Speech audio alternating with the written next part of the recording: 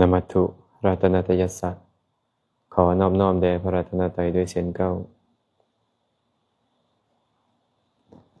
เจริญสุขเจริญพรท่านสาธุชนทุกคนทุกท่านมื้อนี้ก็ยังพอมีเวลามาร่วมกันสนทนาปราศัยธรรมะจากเด็กหน่อยเนาะ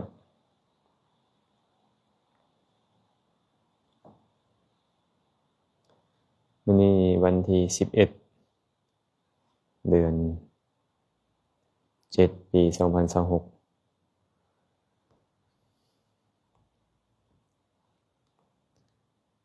ท่านใดเข้ามาแล้วใส่คอมเมนต์มาให้เด้อว่าสัญญาณใช้ได้บ่เสียงได้ยินดีบ่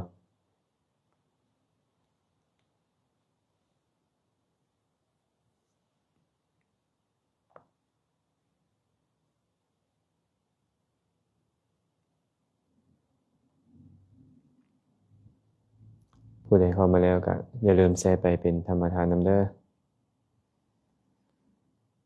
เจริญพร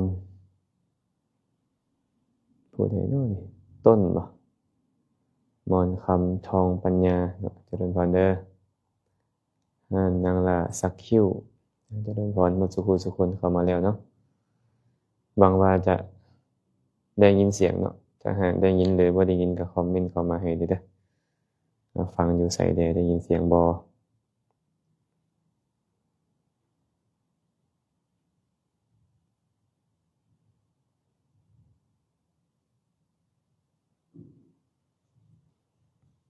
น่าจะพอได้ยินเนาะ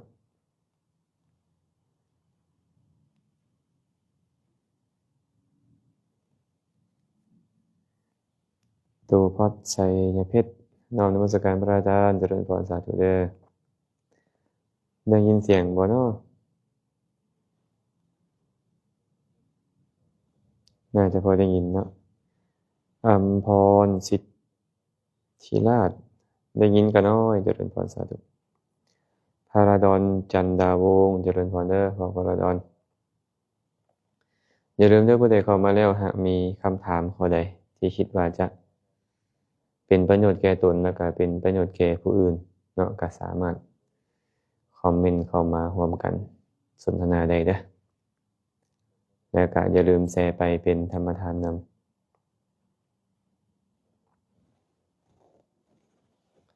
รอถ่ายเวลาจักหน่อยเนาะให้มีญาติธรรมเข้ามาก่อนแล้วค่อยสิพร้อมกันสนทนาธรรม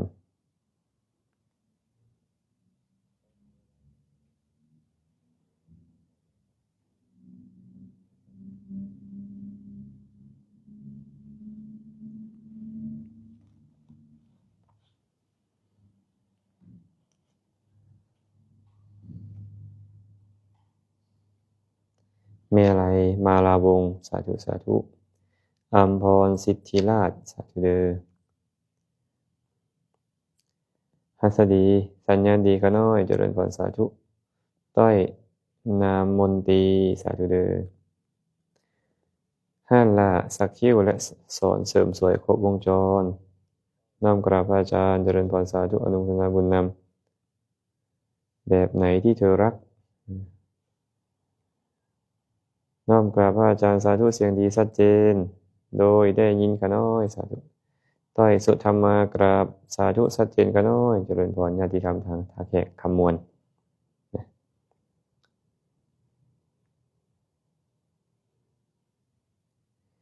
นูคำบานเฮฮาซื้อเป็นนูคำบานเฮฮากราบนมัสการพระอาจารย์ได้เมื่อเฮาเสียคนที่ฮักคนอ้อมข้างเริ่มหายตายจากไปเพื่อบ่ให้โศกเศร้าเสียใจเฮาควรฝึกเรื่องหยังพระอาจารย์ อันนี้ก็เว้ายากเลยเนาะแน่นอนแหละถ้าหากว่าเฮามีคนฮักมีของฮักมันสูญเสียไปก็ต้องเสียใจเป็นธรรมดาพระสัมมาสัมพุทธเจ้าก็เลยได้ตรัสเอาไว้บุคคลบ่ว่าจะเป็นบรรพชิตหรือคฤหัสถ์เป็นหญิงหรือชายก็ตามควรพิจารณาเนืองๆว่าเฮาจะต้องพัดพรากจากของฮักของน่าพอใจทั้งหมดทั้งมวลไปนะจะต้องพัดพรากจากของฮักของน่าพอใจทั้งหมดทั้งมวลไปบ่สามารถล่วงพ้นไปได้ถ้าหากว่า เฮาได้พิจารณาเนืองๆความมัวเมาในของฮักก็จะหายไปโดยสิ้นเชิงหรือเฮ็ดให้เบาบางลงเพราะฉะนั้นจึงต้องพิจารณาอยู่เป็นประจำว่าเราจะต้องพัดพรากจากของฮักของชอบใจทั้งหลายทั้งปวงไปบางทีเนาะสิ่งใดสิ่งหนึ่งที่พวกเราได้พิจารณาไว้แล้วว่ามันจะต้องจากไปแน่นอนเวลามันต้องจากไปแท้มันก็สามารถที่จะเฮ็ดให้ความทุกข์เบาบางลงได้แต่สิ่งใดก็ตามที่เราบ่ได้คิดไว้เลยว่ามันจะต้องจากเราไปเวลามันจากเราไปมันก็จะเฮ็ดให้เราทุกข์ทรมานเป็นธรรมดานะอันนี้ต่อไปนี้เนาะกราบนมัสการพระเจ้าค่ะพระอาจารย์การตั้งจิตอธิษฐานนั้นทำได้ทุกเวลาไหมคะสามารถทำได้ทุกเวลาเนาะสามารถทำได้ทุกเวลาดำดวนสุขาภูวงศ์กราบนมัสการพระอาจารย์กันน้อยสาธุดินเกาะดาวข้าวเห็ดหอมจังวังน้ำเขียวขอโอกาสครับพระอาจารย์งานสัมมนาพระธรรมวินัยครั้งที่29ที่วัดป่าบุญคุ้มเกล้าอำเภอแปลงยาวจังหวัดฉะเชิงเทราพระอาจารย์ไม่ได้รับนิมนต์ร่วมงานครั้งที่ด้วยไหมครับก็เขาก็นิมนต์ให้ไปอยู่นะแต่ว่าก็ดูก่อนก็คิดว่าน่าจะไปวันท้ายๆนะดูก่อนเนาะมื้อนี้มาคำถามแรกของมื้อนี้เลยนะคำถามแรกเลยกราบนมัสการพระอาจารย์ข้าน้อยขอโอกาสถามแด่อยากเข้าใจคำว่าพระธุดงค์แด่ข้าน้อยมีคำถาม2ต่อเลยขอถามพระอาจารย์แด่คำว่าพระธุดงค์เป็นอย่างต้องเดินทางตลอดและต้องเดินธุดงค์แบบใดแท้จึงจะถูกตามหลักธรรมแท้อยากรู้อยากเข้าใจคำว่าพระธุดงค์เป็นแนวใดพระธุดงค์นี่นะพระธุดงค์เป็นแนวใดหลายๆคนเข้าใจว่าพระธุดงค์คือพระยางอีกหลายๆคนก็เข้าใจว่าพระธุดงค์คือพระเข้าป่าอาตมาขอจำแนกคำว่าธุดงค์กับจาริกให้ญาติโยมได้เข้าใจก่อนคำว่าธุดงค์แปลว่าองค์ประกอบของการขัดเกลากิเลสนะองค์ประกอบของการขัดเกลากิเลสคำว่าจาริกคือการเที่ยวไปจากบ้านสู่บ้านจากเมืองสู่เมืองจากนิคมสู่นิคมจากสถานที่นี้ไปสู่สถานที่ต่างๆเอิ้นว่าจาริกฉะนั้นเลยมักเอิ้นรวมกันว่าจาริกธุดงค์จาริกธุดงค์แท้ที่จริงแล้วคำ2คำนี้มีความหมายแตกต่างกันเด้อมาเบิ่งเนาะว่าคำว่าจาริกกับธุดงค์นี่ใช้ในฐานะใดคำว่าจาริกอธิบายไปแล้วว่าการเที่ยวจาริกไปจากสถานที่นี้ถึงสถานที่ใหม่ไปเรื่อยเอิ้นว่าจาริกจากบ้านสู่บ้านจากเมืองสู่เมืองจากนิคมสู่นิคมจากป่าสู่ป่าก็ตามเนาะแต่ว่าธุดงค์บัดเนี่ยองค์ประกอบของการขัดเกลากิเลสนี่นะในพระสูตรตันตปิฎกเพิ่นได้เว้าองค์ประกอบของการขัดเกลากิเลสไว้13ประการเนาะไว้13ประการมีหยังใดฟังนำกันเนาะ1ใส่ผ้าบางสกุลคำว่าผ้าบางสกุลก็คือผ้าที่เขาชิมแล้วอยู่ป่าช้าก็ตามอยู่ตามถนนหนทางก็ตามที่เขาบ่มีเจ้าของแล้วไปถือเอาผ้าที่บ่มีเจ้าของมาใช้เอิ้นว่าถือผ้าบางสกุลเป็นวัดเป็นข้อวัดเพื่อขัดเกลากิเลสบ่อยากให้กิเลสนี่นะยินดีพอใจในจีวรดีๆงามๆที่ญาติโยมเขาถวายนี่เอิ้นว่าถือผ้าบางสกุลเป็นวัด2เนาะ2ถือผ้า3ผืนเป็นวัดสิใช้แต่ผ้าสบงจีวรสังฆาติ3ผืนนี้เนาะบ่มีผ้าผืนที่4จะบ่ใช้สบง2โตบ่ใช้จีวร2โตจังซี่สบงผืนเดียวจีวรผืนเดียวสังฆาติผืนเดียวจะบ่ใช้หลายผืนกว่านี้นี่เอิ้นว่าเตจิวรกังคะธุดงค์ธุดงค์ก็ถือผ้า3ผืนเป็นปกติ3บิณฑบาตเป็นปกติจะบิณฑบาตฉันเท่านั้นบ่รับกิจนิมนต์บ่รับของที่เขาถวายสงฆ์มาบริโภคจะบิณฑบาตด้วยลำแข้งของตัวเองมาบริโภคบ่ให้ ตัณหามันยินดีในกิจนิมนต์จังซี่เป็นต้น4เที่ยวบิณฑบาตตามลำดับเรือนจะบิณฑบาตไปตามลำดับเรือนที่เขาถวายจะเป็นเรือนคนทุกข์จะเป็นเรือนคนรวยก็ตามจะบ่ข้ามเรือนหลังใดได้อาหารอยู่เรือนหลังใดจะเข้าไปเรือนหลังนั้นนี่เอิ้นว่าถือธุดงค์ข้อบิณฑบาตตามลำดับเรือน5ฉันอาสนะเดียวเป็นปกตินั่งลงแล้วฉันแล้วลุกขึ้นแล้วจะบ่ฉันอีกจะฉันแต่อาสนะเดียวก็หมายถึงว่าฉันเทื่อเดียวอาสนะเดียวลุกจากอาสนะนั้นแล้วจะบ่ฉันอีกนี่เอิ้นว่าฉันอาสนะเดียว6ฉันในบาตรเป็นปกติจะบ่ยินดีในการใส่ถ้วยใส่จานใส่ชามภาชนะอื่นจะฉันในบาตรเท่านั้นจะเป็นแกงจะเป็นจะเป็นป่นจะเป็นแจ่วจะเป็นปิ้งเป็นทอดจะเอาลงในบาตรจะเป็นผักหมักไม้ของหวานเอาลงในบาตรนี่ฉันนี่เรียกว่าฉันในบาตรเป็นปกติบ่ฉันในภาชนะอื่น7ฉันของที่ได้มาแล้วจะบ่ฉันของที่มาภายหลังนะลงมือฉันอย่างใดอย่างหนึ่งแล้วก็จะบ่รับของที่เขาถวายภายหลังอีกหากว่าได้เอาของสิ่งใดสิ่งหนึ่งเข้าปากไปแล้วจะบ่ยอมรับของที่เขามาถวายภายหลังอีก8อยู่ป่าเป็นปกติจะนอนอยู่แต่ป่าต้องห่างจากหมู่บ้าน1กิโลขึ้นไปนะถึงมีเวียกมีธุระเข้ามาในหมู่บ้านก่อนแจ้งก็ต้องออกไปนอนอยู่ป่าออกไปให้สว่างอยู่ป่าจะบ่อยู่เขตบ้าน9อยู่ป่าซ่าเป็นปกติจะบ่พักอยู่บ่อนที่บ่แม่นป่าซ่าป่าซ่าใกล้บ้านก็ตามไกลบ้านก็ตามต้องไปพักอยู่ป่าซ่าจะบ่ยอมอยู่บ่อนอื่นที่บ่แม่นป่าซ่าถึงมีกิจไปบ่อนอื่นแต่เวลาใกล้สว่างต้องกลับไปที่ป่าซ่านะทันเนาะข้อที่10เนาะอยู่ใต้ห่มไม้เป็นปกติจะอยู่ใต้ห่มไม้บ่ยอมเข้ากุฏิบ่ยอมเข้าถ้ำอยู่ใต้ห่มไม้เท่านั้นเป็นปกติจะบ่เข้ากุฏิวิหารจะบ่ใช้ซอยกุฏิวิหารถึงแม้มีกิจต้องไปลงปาฏิโมกข์ต้องไปเฮ็ดข้อวัดต่อพระเถระแต่ก็ต้องออกมาพักอยู่ใต้ห่มไม้11อยู่กลางแจ้งเป็นปกติแม้แต่ต้นไม้ก็จะบ่อยู่นะจะเอาผ้ามามุงแล้วก็อยู่ใช้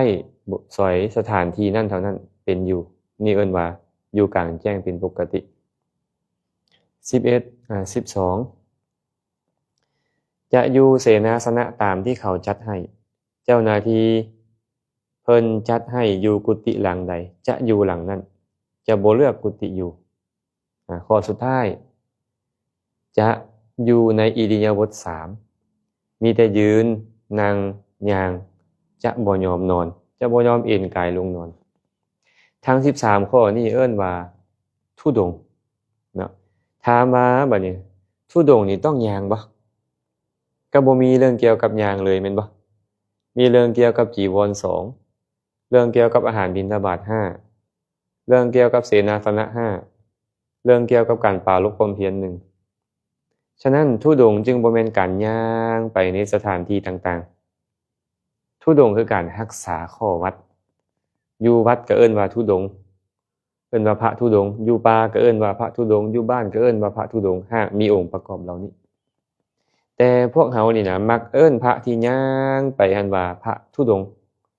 ด้วยความลึ่งเคยมาแต่ในอดีตเพราะในอดีตนี่ครูบาอาจารย์ที่เพิ่นเที่ยวไปแบบนี้นะจาริกไปแบบเนี้ยเพิ่นมักไปนอนอยู่ป่าก็ถือข้ออยู่ป่าเป็นวัด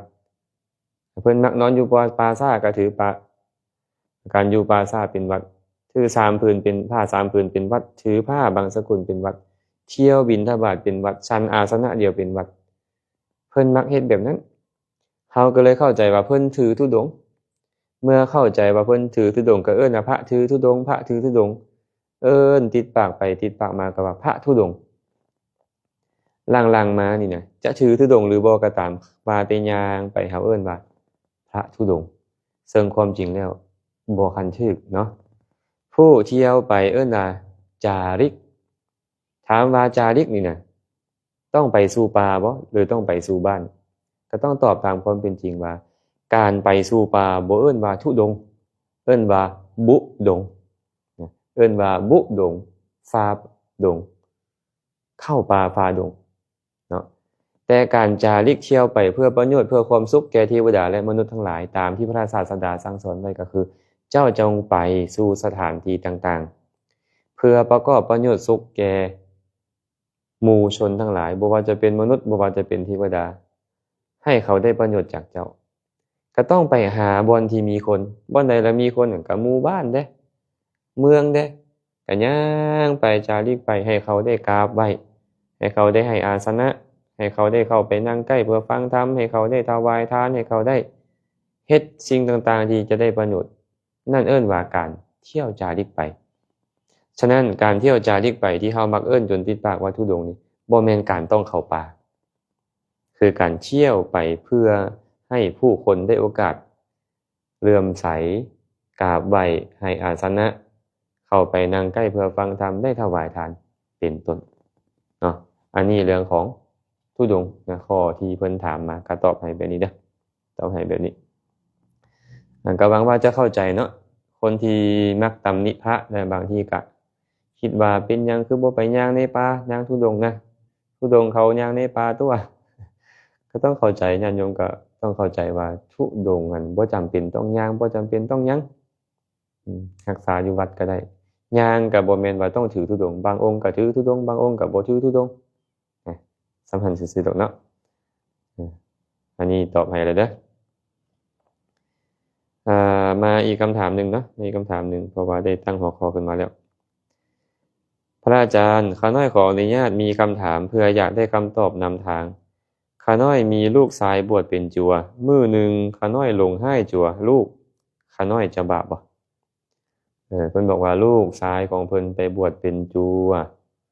หากลงให้ลูกชายจะบาปบ่ความเป็นจริงของธรรมชาติเนี่ยนะมันอยู่ที่เจตนาเนาะพระพุทธเจ้าก็ตรัสไว้แล้วเจตนาหังภิกขเวกัมมังวทามิเจตยิตวากัมมังกโรติกายเยนะวาจายะมนัสสาภิกขุทั้งหลายเฮากล่าวเจตนาว่าเป็นกรรมพอเมื่อบุคคลจงใจแล้วจึงเฮ็ดกรรมด้วยกายวาจาใจคันเจตนาเจ้าบ่ดีเจ้าอยากให้ไผก็บาปให้ตัวเองก็บาปให้หมาให้แมวก็บาปให้คนอื่นก็บาปให้ผู้มีศีลหลายขึ้นก็แห้งบาปกว่าเก่าเนาะถามว่าบาปบ่ตอบว่าการให้บาปแน่นอนเพราะเป็นโทสะเมื่อโทสะเกิดขึ้นก็เป็นบาปแต่ว่าบาปหลายหรือน้อยอยู่ที่ผู้ที่เฮาให้นั่นว่าเขามีศีลหลายมีคุณธรรมหลายหรือมีศีลน้อยมีคุณธรรมน้อยหากเขามีศีลหลายขึ้นก็บาปหลายขึ้นบ่ว่าเขาจะเป็นลูกเฮาบ่ว่าเขาจะเป็นผัวเป็นเมียเฮาบ่ว่าเจ้าก็เป็นน้องเป็นนุ่งเฮาก็ตามแหละบาปทั้งหมดเลยอันนี้ตอบให้แบบนี้เด้อก็หวังว่าจะเข้าใจเนาะเจริญพรเนาะญาติโยมทุกท่านเลยที่เข้ามาแล้วช่วยกันแชร์ไปเป็นธรรมทานเพื่อให้คนอื่นได้มีโอกาสเข้ามาร่วมสนทนาปราศัยธรรมะนำ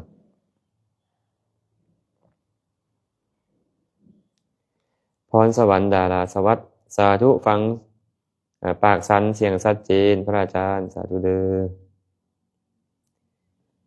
พรคมคงคอนขอน้อมนมัสการพระอาจารย์สาธุเพชรสดาวงศ์น้อมกราบนมัสการพระอาจารย์ฟังอยู่สวรรค์เขตเจริญพรเด้อนางบ้านนากราบนมัสการพระอาจารย์เจ้าค่ะฟังชัดเจนดีทางฝั่งไทยสาธุทับตาแก้วกราบนมัสการพระอาจารย์โยมแม่ทับฟังจากฝั่งไทยเจ้าค่ะสาธุด้วยเนาะจันสุขพรหมแสงน้อมนมัสการเจริญพรอนุโมทนาบุญนำเด้อน้องมิกกี้สีทันดอนสาธุสาธุนาลีเพียงพิทักษ์ขอกราบบูชาพระคุณเจ้าข้าน้อยสาธุเด้อมาต่ออีกคำถามใหม่ผู้ใดมีคำถามก็สามารถคอมเมนต์เข้ามาได้เด้อแต่ว่าจะตอบให้ทันหรือบ่อีกเรื่องหนึ่งนะห้านอาหารมวลใจครับจัดงานทุกประเภทกราบนมัสการพระอาจารย์ข้าน้อยขอความอนุเคราะห์แด่ช่วยอธิบายเกี่ยวกับโพชฌงค์7ให้ข้าน้อยฟังแด่สาธุโพชฌงค์7โพชฌงค์แปลว่าองค์ประกอบของการตรัสรู้ องค์ประกอบของการตรัสรู้เอิ้นว่าโพชฌงค์ องค์ประกอบของการตรัสรู้มี7ประการเนาะโพชฌังโฆสติสังขาโตธัมมานังวิจโยตถาวิริยัมปิติปัสสัทธิโพชฌังคาจตถาปะเรสมาธุเปกขาโพชฌังคาสัตเตเตสัพพทัสสินา1สติสัมโพชฌงค์2ธรรมวิจยะสัมโพชฌงค์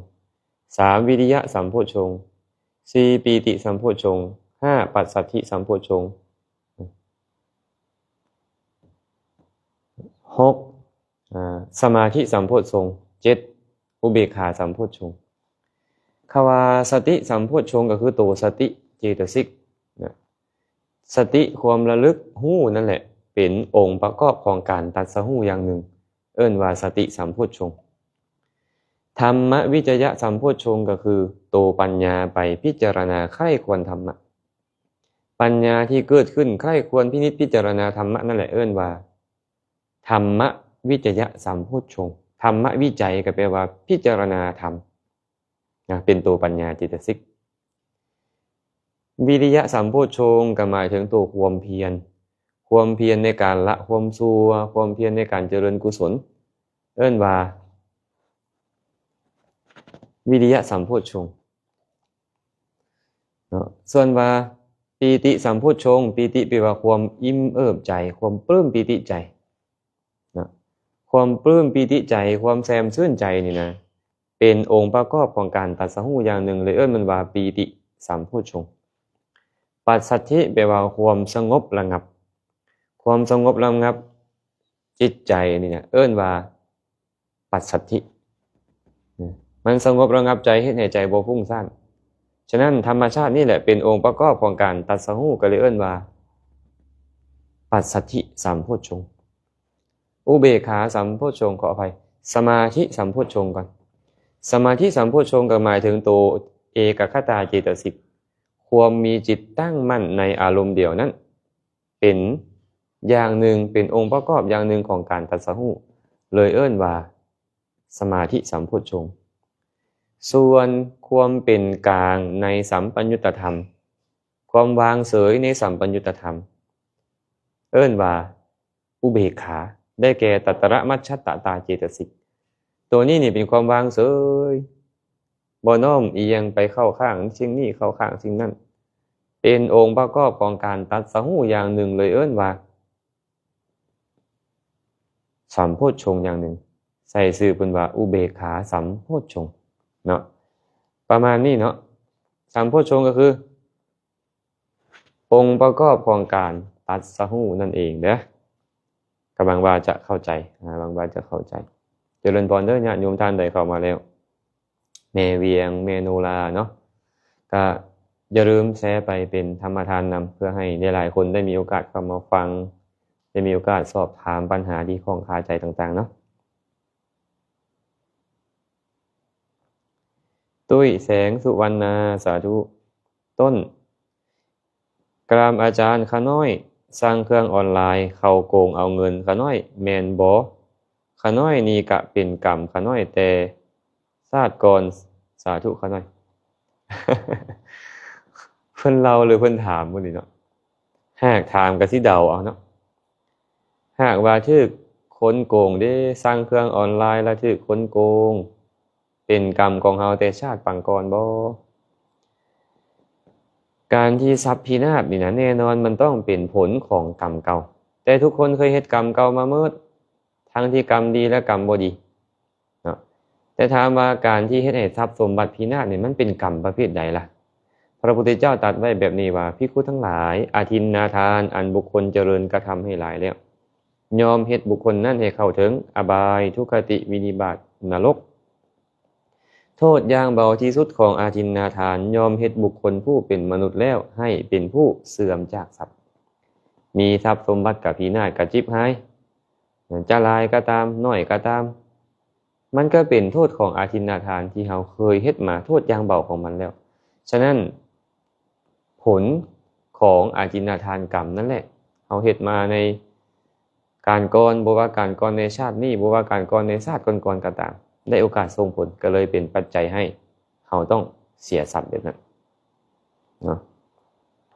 แพงใส่ภาษีขอน้อมกราบอนุโมทนาสาธุบุญนำขน้อยสาธุเดอวีดาสุธิสมบัติขอน้อมกราบพระอาจารย์สาธุเจริญพรบัวทองสุวรรณกุมารเจริญพรเด้อน้องฝ้ายพันทองกราบสาธุอนุโมทนาค่ะเจริญพรด้วยอนุโมทนาบุญกับทุกท่านนะเมเพชรสุขสาพรสอนประดิษฐ์ปูเป้บุตรดีวงศ์นมัสการพระอาจารย์ญาติกรรมทางเมืองปากเซเนาะเมืองปากเซ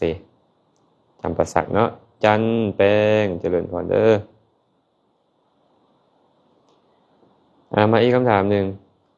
วีนาคชพงศ์นมัสการพระอาจารย์โยมขอถามเมื่อมีผู้เสียชีวิตวันเผาจะมีเด็กๆลูกหลานไปบวชเนนเรียกว่าบวชหน้าไฟถามว่าจะมีอานิสงส์หรือไม่จะได้แก่ใครผู้ตายจะได้รับอานิสงส์ไหมเจ้าคะการบวชหน้าไฟใช่ไหมถามว่าผู้ตายจะได้อานิสงส์ได้ไหมมันเป็นบุญไหมบวชนี่คืออะไรเราก็มาทำความเข้าใจก่อนบวชก็คือการเว้นจากความประพฤติแบบคฤหัสถ์คฤหัสถ์ยังประพฤติแบบไหนแบบครองเรือนเราก็เว้นการครองเรือนออกไปทีนี้บวชจะนานหรือไม่นานหากมีเจตนาบวชดีมันก็เป็นบุญนะมันก็เป็นบุญก็ดูที่เจตนาของเรานั่นแหละหากบวชแล้วโดยมากเราก็บวชเป็นเณรใช่ไหมถือศีล10ถือศีล10การถือศีลมันเป็นกุศลอยู่แล้วหากมีเจตนาตั้งใจอยากจะรักษาศีลจริงนะมันก็เป็นกุศลเจตนาเป็นกุศลเป็นบุญเนาะรักษาศีลได้5นาทีก็เป็นบุญเท่ากับ5นาทีรักษาศีลได้วันหนึ่งก็เป็นบุญเท่ากับวันหนึ่งได้ชั่วโมงหนึ่ง2ชั่วโมงก็เป็นบุญเท่านั้นแหละโยมเป็นบุญแก่ใครล่ะแก่คนที่บวชเนาะถามว่าผู้ตายได้รับด้วยไหมผู้ตายเนี่ยเขาก็ต้องอยู่ในภพภูมิที่เหมาะสมเรามีการทำบุญและอุทิศให้เขาหากเขารับรู้ได้อนุโมทนาเขาก็มีโอกาสได้บุญแต่หากเขาไม่รับรู้ไม่ได้อนุโมทนาเขาก็ไม่มีโอกาสได้บุญนั้นฉะนั้นถามเกี่ยวกับผู้ตายก็ต้องอยู่ในฐานะของเขาและบุญที่จะถึงเขาหรือไม่ก็ต้องอยู่ที่ว่าทำบุญแล้วได้อุทิศไหมแล้วเขารับรู้ไหมเขายินดีร่วมอนุโมทนาไหมหากครบก็ได้แต่ว่าผู้ตั้งใจบวชได้บุญไหมก็ต้องตอบว่าได้บุญหากมีเจตนาที่ดีแต่ทุกวันนี้อาตมาคิดว่าบางทีพวกเราก็ทำตามประเพณีโดยไม่ได้คิดอะไรมากบางคนก็เข้าใจบางคนก็ไม่เข้าใจบางคนก็ทำแบบงมงายบวชแล้วจะจูงพ่อจูงแม่จูงคุณปู่คุณย่าคุณตาคุณยายไปสวรรค์ได้ก็เลยบวชบางคนก็บวชไปเฉยๆอย่างนั้นแหละไม่ได้มีเจตนาไม่ได้ตั้งใจจะรักษาศีลอะไรเลยพระพาพูดก็พูดตามพระไปแต่ดีไหมล่ะก็ถือว่าดีได้มีโอกาสห่มผ้าเหลืองได้สั่งสมอุปนิสัยบารมีไว้อนาคตภายหน้าเห็นผ้าเหลืองก็จะมีใจน้อมเข้าไปในการบวชก็เป็นไปได้อย่างนั้นนะอันนี้ตอบให้อย่างนี้นะเจริญพรญาติโยมทุกคนทุกท่านเลยเนาะที่เข้ามาแล้วน้อยไสยาราชสาธุเด้อจอนนี่สาธุเสาใสธรรมโมเด็กวัดนมัสการพระอาจารย์ขอถามแดเฮาคิดปองให้ใส่เขาแล้วเฮาบ่ได้ลงมือเฮ็ดเฮาจะบาปบ่คะน้อยเฮาคิดปองให้ใส่เขาบ่ได้ลงมือเฮ็ดจะบาปบ่ความจริงแล้วบาปมันมีอยู่3ทวารเนาะ1กายทวาร2วจีทวาร3มโนทวารเพิ่นเลยมักใช้คำว่ากายกรรม3วจีกรรม4มโนกรรม3การฆ่าสัตว์ลักทรัพย์ประพฤติผิดในกามเอิ้นว่าบาปทางกาย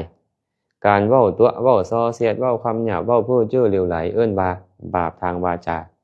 การเพ่งเล็งอยากได้ของเขามาเป็นของตนการพยาบาทมาดให้เขาความเป็นมิจฉาทิฏฐิ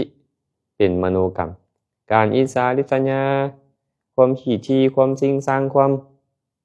ถือเนื้อถือตัวเป็นต้นบ่คันได้เฮ็ดอีหยังเลยมันก็เป็นบาปทางใจเพราะฉะนั้นความพยาบาทมาดให้คนอื่นคิดเบียดเบียนคนอื่นปองให้คนอื่นเป็นมโนกรรมเนาะ เป็นมโนกรรมพระพุทธเจ้าตรัสไว้เป็นนี้ว่ามนุษย์บุคคลบางคนในโลกนี้เป็นผู้ที่มักโกรธผู้โกรธถึงเขาว่ากายถึกคนอื่นว่ากล่าวแม้แต่เล็กน้อยก็โกรธเคืองผู้โกรธพยาบาทบาดให้แสดงอาการแค้นเคืองให้ปรากฏ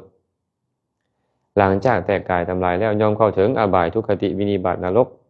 หากเขามากับเกิดเป็นมนุษย์อีกเขาจะเป็นผู้มีผิวพรรณวรรณะเศร้าหมองบ่พองใสบ่งดงามคนขี้ห้ายปากบิดปากเบี้ยวบ่ผิวโตดำค่ำบ่เป็นขี้หูดขี้ทิผีทูดขี้ฮิตบ่เป็นโรคผิวหนังต่างๆเอิ้นว่าเป็นโทษของความโกรธฉะนั้นการที่เจ้าผูกโกรธเขาพยาบาทมาดให้เขานี่นะมันก็เป็นกรรมชั่วเกิดขึ้นทางใจของเจ้าแล้วถึงเจ้าบ่คันได้ลงมือเฮ็ดก็ตามเนาะนี่ตอบให้ไปนี่เด้อจันสุดาจันทามีนาวงศ์น้อมนมัสการพระอาจารย์ข้าน้อยหับฟังอยู่บ้านนนทองเมืองไซธานีข้าน้อยแสเป็นธรรมทานแล้วเด้อเจริญพรสาธุอนุโมทนาบุญนำทุมมาเสียงอุดมเพชรเจริญพรเด้อตาดำภูวงศรีสาธุข้าน้อยขอความอนุเคราะห์จากพระอาจารย์ทวนคืนบทเรียนเก่าที่เคยถามอาจารย์ครั้งหนึ่งมานานแล้วอันใดเป็นเนื้อแท้แก่นแท้ของศาสนาพุทธเพื่อความกระจ่างแจ้งอีกครั้งอันใดเป็นเนื้อแท้เป็นแก่นแท้ของศาสนาพุทธเฮาจะเว้าแบบใดก็ได้จะเว้าแบบใดก็ได้แล้วแต่เฮาอยากนำเสนอเนาะคันจะเว้าแบบปริยัติพระพุทธเจ้าก็บอกว่าสัพพปาปัสสะอาการนังกุสรัสสูปสัมปทาสจิตตะปริโยทปนังเอตังพุทธานาสาสนังการบ่เฮ็ดบาปทั้งปวงการเฮ็ดกุศลให้ถึงพร้อมการชำระจิตใจของตนให้ขาวสะอาดนั่นแหละเป็นคำสั่งสอนของพระพุทธเจ้าทุกพระองค์พระพุทธเจ้าทุกพระองค์อยากให้พวกเฮาบ่เฮ็ดชั่วเฮ็ดแต่ความดีชำระจิตใจให้สะอาดบริสุทธิ์แต่ละผู้ใดล่ะสะอาดบริสุทธิ์ที่สุดก็คือพระอรหันต์เนาะฉะนั้นแกนแท้ของศาสนาคือความบรรลุเป็นพระอรหันต์นั่นเองมีพระสูตรหนึ่งสารูปมะสูตรพระพุทธเจ้าบอกว่าบุคคลใดก็ตามเนี่ยนะออกบวชเป็นบรรพชิตมาแล้วนี่นะเป็นผู้มีศีลดีเป็นผู้มีศีลดีนะแค่ศีลนี่นะเพิ่นบอกว่าเป็นหยังเป็นเพียงสะเก็ดเป็นเพียงสะเก็ดของศาสนานี่บางคนมีศีลดีแล้วเจริญสมาธิได้สมาธิก็เป็นเพียงเปลือกของศาสนานี้ได้ฌานนะเป็นเพียงเปลือกของศาสนานี้บุคคลใดก็ตามเจริญฌานจนได้อภิญญาจิตญาณทัศนะมีหูทิพย์มีตาทิพย์แสดงฤทธิ์ได้ระลึกชาติหนหลังได้เป็นต้นเนี่ยนี่ชื่อว่าเป็นเพียงกะพี่ของศาสนาภาษาบ้านเขาก็เอิ้นเป็นเพียงปีดของศาสนายังบ่แม่นแก่นของศาสนาแต่บุคคลใดก็ตามบรรลุอสมยวิมุตติบุคคลใดก็ตามบรรลุมรรคผลนิพพานบรรลุเจโตวิมุตติปัญญาวิมุตตินั่นแหละเอิ้นว่าแก่นแท้ของศาสนาพุ่นเปรียบกับต้นไม้นี่นะศีลเป็นเพียงสะเก็ดสมาธิฌานนี่เป็นเพียงเปลือกอภิญญาเป็นเพียงปีดเป็นเพียงกะพี่มรรคผลนิพพานความเป็นอรหันต์เป็นต้นนั้นคือว่าแก่นแท้ของศาสนานี่หากเขาอยากเว้าถึงแก่นแท้แต่แท้นี่ต้องแนวนี้ได้ต้องแนวนี้ทานศีลภาวนากับกล่อมเก่าเพื่อให้บุคคลบรรลุมรรคผลนิพพานซื่อๆนะอันนี้ตอบให้ไม่ออกแบบนี้เด้อตอบให้ไม่ออกตาดำญาติธรรมทางเมืองปากหลายอย่าลืมเด้อผู้ใดเข้ามาแล้วมีคำถามก็คอมเมนต์เข้ามาสนทนากันได้แล้วก็อย่าลืมแชร์ไปเป็นธรรมทานนำเนาะนุชดีเจริญพรบางทีก็อ่านชื่อเพิ่นบ่ออกก็มีได้บางคนหอมจันทร์วิไลทิพย์สมสนิทเวียงคำอุตสาโยมเมเวียงทางบ้านหาดญาติธรรมบ้านหาดเมืองหินบุญเนาะ เมโนราคำจำปาญาติธรรมทางเมืองหนองบกนั่นแหละญาติธรรมวัดป่า4จำนวนสิงหาขอโอกาสถามท่านพระอาจารย์เนถ้าสงสัยว่าตัวเองบวชบ่ขึ้นอยากสวดทันหีกรรมต้องกาเกียมอย่างใดคะน้อยขอความเมตตาเด้หากสงสัยว่าตัวเองบวชบ่ขึ้นต้องกะเกียมอย่างใดทันหีกรรมได้บ่ปกติแล้วการบวชเป็นพระนี่ต้องมีสมบัติอยู่5ประการเนาะอันนี้เว้าย่อๆเด้อจะบ่เว้ารายละเอียด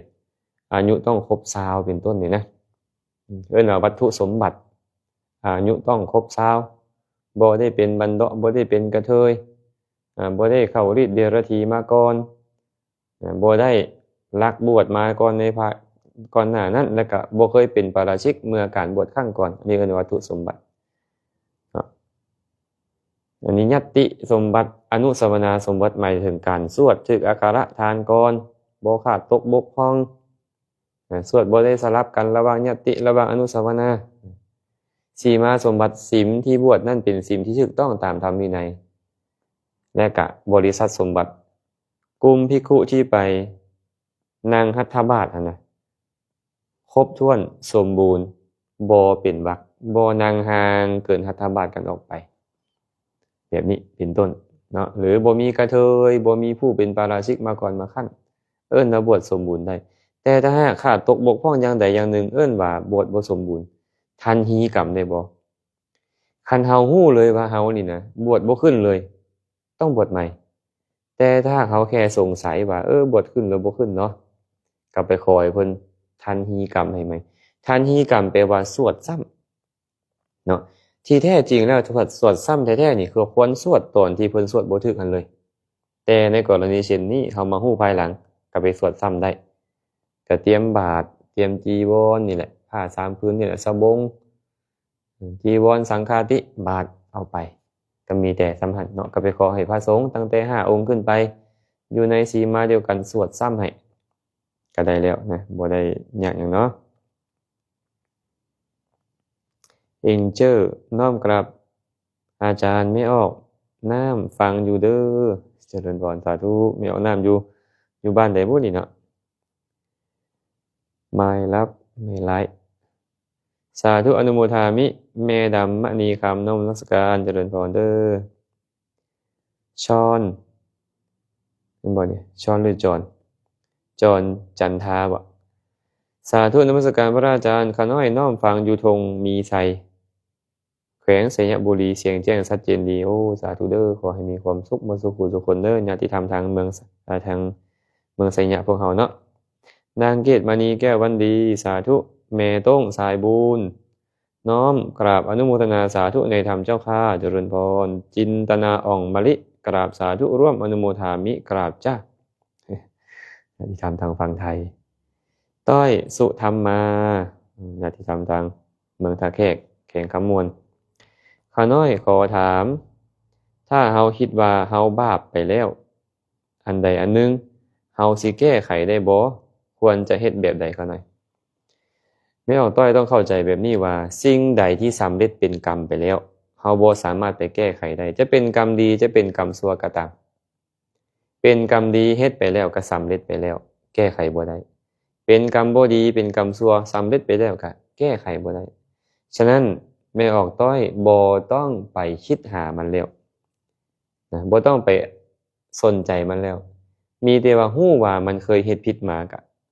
บ่สนใจในมันเฮ็ดแนวใหม่ก็ตั้งไว้ในใจว่าเฮาจะบ่เฮ็ดความผิดนั้นอีกก็พยายามเจริญกุศลเฮ็ดแต่คุณงามความดีคิดดีเว้าดีเฮ็ดดีต่อไปเนาะถามว่าความชั่วหั่นน่ะอาจารย์มันจะเซาส่งผลได้แบบใดมันบ่เซามันมีโอกาสมันก็ส่งผลความดีคือกันคันความดีมีโอกาสความดีก็ส่งผลถ้าหากว่าไม่ออกต้อยมีความดีหลายกว่าความบ่ดีความดีก็ได้โอกาสส่งผลอยู่ดุๆก็จะได้ประสบความสุขหลายกว่าพระสัมมาสัมพุทธเจ้าเคยอุปมาไว้แบบนี้ว่าเหมือนกับเฮาเอาเกลือกับน้ำเนาะหากเอาเกลือ1กำมือนี่นะไปใส่ลงในถ้วยที่มีน้ำน้อยๆน้ำนั่นก็เค็มชั้นใดก็ชั้นนั้นเพิ่นว่าหากว่าเกลือนี่เป็นความชั่วน้ำเป็นความดีเกลือมันหลายกว่าน้ำความชั่วหลายกว่าความดี มันก็ต้องทุกข์หลายกว่าสุขตรงกันข้ามบัดเนี่ยหากเอาเกลือซ้ำเก่าแหละ1 กำมือนี่แหละไปทิ่มลงแม่น้ำคงคาเป็นแม่น้ำใหญ่เกลือมันก็ซ้ำเก่าแต่ว่าน้ำมันหลายขึ้นซ้ำแม่น้ำคงคาเกลือนั่นถึงมีอยู่แต่ก็มันบ่ทรงรสชาติที่เข้มให้เฮาได้เค็มแห้งๆมันก็เจือจางไปแต่ถามว่าหมดบ่มันบ่หมดคือกันเลยไม่ออกต้อยอาจจะเคยเว้าเคยคิดสิ่งที่บ่ดีมามันสำเร็จไปแล้วแต่ไม่ออกต้อยมาคิดใหม่เว้าใหม่เฮ็ดใหม่แต่แนวดีๆให้มันหลายขึ้นก็เหมือนไม่ออกต้อยมาเพิ่มน้ำสะอาดให้มันหลายขึ้นน้ำสะอาดหลายขึ้นกรรมชั่วถึงมันมีอยู่มันก็ได้ส่งผลเทอละน้อยบ่เฮ็ดให้เฮาทุกข์แหงมันจะส่งผลเทอละน้อยแต่ว่าจะให้มันเซาส่งผลมันบ่เซาเนาะอันนี้ตอบให้แบบนี้เด้อเดี๋ยวนี้พวกเขาถูกหลอกเดี๋ยวนี้ครูบาอาจารย์บางคนบอกว่าเจ้าเคยทำแท้งมาเจ้าต้องไปแก้แบบนี้ต้องไปแก้แบบนั้นไปเสียเคราะห์แบบนี้เสียเคราะห์แบบนั้นแล้วมันจะหายบ่มีทางเลยแม้แต่พระสัมมาสัมพุทธเจ้าเคยเฮ็ดความชั่วอันใดอันหนึ่งมาในอดีตพระผู้มีพระภาคเจ้าพระองค์นั้นก็บ่สามารถแก้ไขอีหยังได้ขนาดเป็นพระพุทธเจ้าแล้วต้องยอมรับผลของความชั่วที่มันส่งผลพระองค์ก็ยังต้องถูกคนด่าคนติชินนินทาต้องถูกพระเทวทัตกิ้งหินทับต้องถูกนางจินจะมานาวิกาไปกล่าวตัวว่ามีลูกนำต้องถูกนางมาคันธียาจ้างคนไปด่าเป็นต้นต้องถูกคนจ้างไปฆ่าเป็นต้นเป็นอย่างพระพุทธเจ้าจึงต้องประสบอย่างนั้นพระพุทธเจ้าก็เคยเฮ็ดกรรมชั่วมาและตามไปแก้ไขบ่ได้พวกเฮาก็คือกันเฮาเฮ็ดอันใดไว้แล้วมันก็ต้องส่งผลตามแต่ว่ามันจะไวหรือช้ามันจะส่งผลเทื่อละน้อยหรือแฮงหากบุญเจ้าหลายอยู่มันก็ส่งผลเทื่อละน้อยหากบุญเจ้าน้อยมันก็จะมาแห้งๆเด้คันซั่นเนาะเฮ็ดบุญเด้อแม่เอาต้อยเด้อ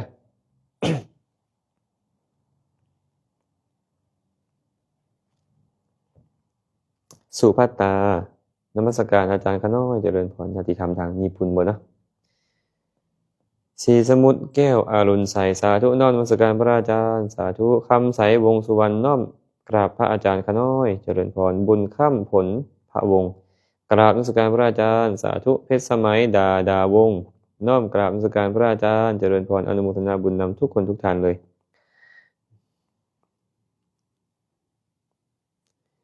นุชพี่รันนุชน้อมนมัสการพระอาจารย์เสียงแจ่มแจ้งดีกันน้อยมีนุชเนาะสาธุเด้อจินดาสุริยะจักสาธุมาอีกคำถามหนึ่งอายุบวรกราบนมัสการพระอาจารย์ครับผมขอโอกาสครับในพระไตรปิฎกมีคำว่าจักรวาลไม่มีที่สุดและมีทั้งคำว่าขอบจักรวาลซึ่งชอบแปลว่าต้องมีที่สิ้นสุดขอบต้องแปลว่ามีที่สิ้นสุดถึงจะมีคำว่าขอบสรุปแล้วจักรวาลมีที่สิ้นสุดหรือไม่มีที่สิ้นสุดหรือใช้คำเหล่านี้ในกรณีใดบ้างกราบขอบพระคุณในความเมตตาของพระอาจารย์บางที่บอกว่าจักรวาลไม่มีที่สุดบางที่บอกว่าขอบจักรวาลถ้ามันมีขอบมันก็ต้องมีที่สุดเราคิดกันอย่างนี้ใช่ไหมให้เราเข้าใจแบบนี้ก่อนว่าคำว่า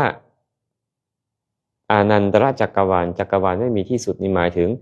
มีเป็นร้อยเป็นพันเป็นหมื่นเป็นแสนเป็นล้านจักรวาลไม่ใช่จักรวาลเดียวเป็นโกฏจักรวาลนับที่สุดไว้ไม่ได้ว่าจักรวาลน่ะมันมีกี่จักรวาลนะแต่ว่าแต่ละจักรวาลก็มีที่สุดของจักรวาลนั้นท่านก็เลยบอกว่าขอบจักรวาลก็หมายถึงที่สุดของจักรวาลเดียวนั้นแต่ว่าจักรวาลเนี่ยมันไม่มีที่สุดเลยคำว่าไม่มีที่สุดคือมันเยอะมากไม่ใช่แค่1แค่2แค่3แค่5แค่10แค่100แค่พันจักรวาลมันนับประมาณไม่ได้นับประมาณจักรวาลไม่ได้ก็เลยบอกว่าอนันตรจักรวาลไม่มีที่สุดแต่ว่าทุกๆจักรวาลก็ต้องมีขอบจักรวาลมีที่สุดของจักรวาลนั้นๆเนาะอันนี้ขอบใจสำหรับคำถามเลยนะญาติธรรมเข้ามาแล้วเนาะมีคำถามอันใดก็คอมเมนต์เข้ามาสนทนากันส่วนว่าท่านใดเข้ามาแล้ว ก็อย่าลืมแชร์ไปเป็นธรรมทานเด้อให้ธรรมะเป็นทานสนะการให้ทั้งปวงถึงเราบ่ได้มีโอกาสเทศเองบ่ได้มีโอกาสตอบปัญหาธรรมะเองเขามีโอกาสได้ฟังแล้วก็แชร์ให้หมู่ได้ร่วมได้ยินได้ฟังนำเราก็ถือว่าได้บุญใหญ่เด้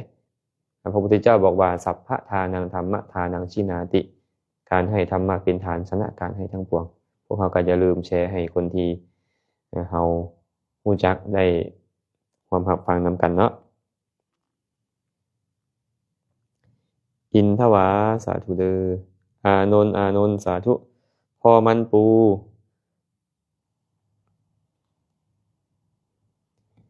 น้อมกราบนมัสการพระอาจารย์เขาได้ขอถามกาย12โมงแล้วพระสามารถรับอาหารได้บ่คะน้อยกาย12โมงแล้วพระสามารถรับอาหารได้บ่ถ้าหากว่าพระนี่นะเนาะรับไว้เพื่อฉันรับบ่ได้แล้วรับไว้เพื่อฉันนี่รับบ่ได้แต่หากว่าบ่ได้รับไว้เพื่อฉันรับเฮ็ดหยังล่ะรับเฮ็ดหยังก็บ่ต้องรับเนาะเพราะว่าถ้ารับไว้เพื่อฉันบ่ได้เก็บไว้มื้อใหม่บ่ได้ถ้าหากว่ารับแล้วเก็บไว้ฮอดมื้อใหม่ก็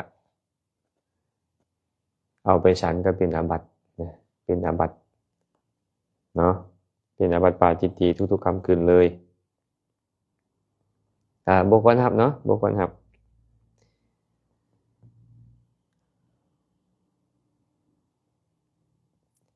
ห้านนางล่าสักคิ้วและสอนเสริมสวยครบวงจรพระอาจารย์เขาน้อยขอถามในวิธีแก้กรรมลูกดื้อควรเฮ็ดแนวใดพ่อกับแม่หมดหนทางแล้วไปดูดวงใสกะว่าเจ้ากรรมนายเวรเก่าติดโตลูกสาวเขามาเอาคืนเขาน้อยในชาตินี้ เจ้ากรรมนายเวรเจ้ากรรมนายเวรความจริงแล้วเคยตอบเรื่องเจ้ากรรมนายเวรไปหลายรอบแล้วเนาะเจ้ากรรมบ่เป็นผู้อื่นเด้อเฮานี่แหละเฮาเฮ็ดกรรมอันใดไว้ดีหรือชั่วก็ตามเฮาเป็นเจ้าของกรรมนั้นต้องเสวยโทษของมันเองไอ้นายเวรนี่ก็คือกรรมเวรนั่นแหละเนาะกรรมเวรที่เฮาเฮ็ดคือกรรมชั่วที่เฮาเฮ็ดไว้นั่นแหละมันก็จะติดตามเฮาไปเฮ็ดให้เฮาต้องประสบทุกข์ในเรื่องต่างๆส่วนบุคคลเวรบัดนี้บุคคลเวรก็เป็นไปได้เป็นไปได้ว่าเขาผูกอาฆาตเฮาอยากไปเฮ็ดให้เราต้องประสบทุกข์ในที่ใดก็ตามอย่างเช่นพระเทวทัตเห็นบ่พระเทวทัตนี่ก็พยายามผูกอาฆาตพระพุทธเจ้าขอให้ได้เกิดร่วมชาติแล้วก็จะเป็นพ่อเป็นลูกก็ตามเป็นเพื่อนสหายก็ตามขอให้ได้เบียดเบียนพระพุทธเจ้าเบียดเบียนพระโพธิสัตว์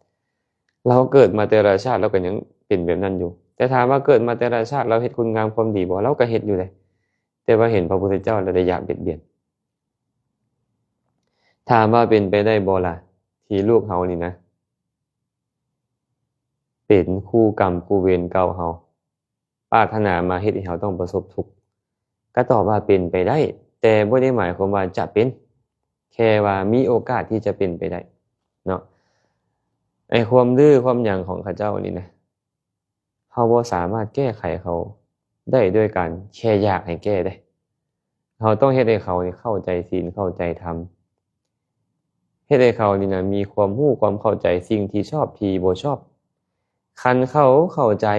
สิ่งผิดชอบชั่วดีแล้วเขาก็จะปรับปรุงแก้ไขเองบ่แม่นแต่คนธรรมดาเด้แม้แต่องคุลิมานจอมโจรแม่นบ่มันก็ยังกลายเป็นคนดีได้เพราะหยังเพราะการฟังธรรมแม้แต่ลูกชายของอนาถบิณฑิกะเศรษฐีที่ดื้อแท้ที่ว่าบ่ค่อยฟังความพ่อแม่อีหยังสุดท้ายได้โอกาสถูกพ่อแม่จ้างให้ไปฟังธรรมแล้วเข้าใจธรรมะแล้วกลับกลายเป็นคนดีอาตมาจึงเว้าอยู่ตลอดว่าสิ่งที่จะเฮ็ดให้คนบ่ดีกลายเป็นคนดีได้นี่นะนอกจากธรรมะแล้วอันอื่นนี่เฮ็ดได้ยากเหลือเกินเด้บางเทื่อพ่อแม่บอกพ่อแม่สอนนี่โอ้ยบ่เอาครูบาอาจารย์บอกสอนก็บ่เอาได้ฟังธรรมะจากข้อหนึ่งที่มันถูกจริตของตัวเองโอ้ยเปลี่ยนแปลงเลยอาตมาฮู้จักครูบาอาจารย์องค์นึงเป็นนักเลงตอนบ่คันบวชนี่นะมักฆ่าฟันรันแทงจักห้อยมีดห้อยขวดห้อยควรห้อยอีหยังเต็มอยู่ในกระโตนะเห็นพระนี่อยากตีพระอยากฆ่าพระ อยากไปปุ้นไปซิ่งพระพุ่นแหละแต่หลังจากที่มีโอกาสได้บวชให้พ่อให้แม่เนาะบวชปุ๊บได้ยินได้ฟังธรรมเปลี่ยนจากหน้ามือเป็นหลังมือเลยอยู่มาฮอด28 29 พรรษาโอ้บ่ธรรมดาได้นี่ได้บ่ธรรมดาฉะนั้นเด้ออยากให้ลูกเฮานี่นะเป็นคนผู้ผู้ดีขึ้นเชื่อถ้อยฟังคำขึ้นก็ต้องหาอุบายให้เขาก็คือการเฮ็ดให้เขาได้เข้าหาครูบาอาจารย์ได้ฟังศีลฟังธรรมและสิ่งที่สำคัญกว่านั้นก็คือให้เฮามีพรหมวิหารต่อลูกเฮ็ดจังไดล่ะมีเมตตาปรารถนาดีต่อเขานึกถึงเขายามใดก็ขอให้เจ้ามีความสุขขอให้เจ้ามีความสุขมีกรุณาต่อเขาเห็นว่าเขาเฮ็ดบ่ดีเนี่ยเขากำลังสร้างทุกข์ให้ตัวเองขอให้เจ้าพ้นทุกข์เด้อลูกเด้ออย่ามีทุกข์เลยคิดแบบนี้เวลาเขาม่วนเขาซื่นเขาเบิกบานเขาได้ความสุขก็ชื่นชมยินดีนำเขาว่าให้เจ้ามีความสุขโดนๆแต่บางครั้งบางคราวก็วางใจเป็นกลางเด้เฮาเฮ็ดอีหยังกับเขาบ่ได้อยากให้เขามีสุขอยากให้เขาพ้นจากทุกข์ก็เฮ็ดได้ยากบางทีก็ต้องวางใจเป็นกลางเอ้าผู้ใดก็มีกรรมเป็นของตนเขาเฮ็ดกรรมอันใดก็เขานั่นแหละเสวยผลของกรรมเขาเองเฮาเฮ็ดกรรมอันใดก็เฮานี่แหละเสวยผลของกรรมเฮาเองบาปไผเวรมันคันเฮาเว้าในภาษาบ้านเฮาเนาะก็ให้เฮ็ดแบบนี้เด้อแม่ออกเด้อหาอุบายให้ได้ฟังธรรมเนาะเบื้องต้นเนี่ยให้ได้เข้าใกล้ครูบาอาจารย์ให้ได้ฟังธรรมเบื้องต้นเนาะแต่ว่าไม่ออกก็พยายามเนาะมีเมตตามีกรุณามุทิตาอุเบกขานั่นแหละต่อลูกปรารถนาดีต่อเขา